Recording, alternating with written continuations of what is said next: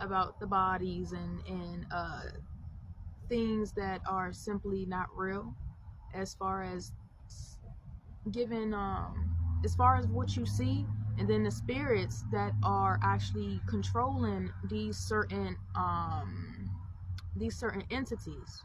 And an entity was inside of this um, for the sake of this video, lady.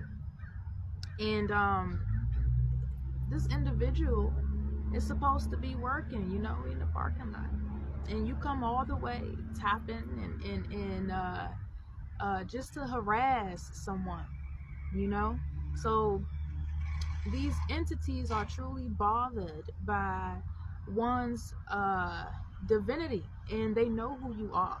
So I know who I am, and they know. So I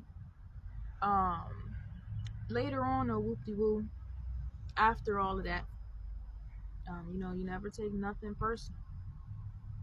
But again, you mess with the righteous that is truly from mama, you're gonna get it. It is what it is.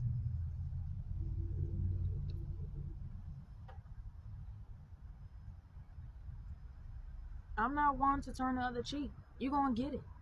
It is what it is. So later on, that's that foolishness I'll be talking about. I rebuke it and return to sender. So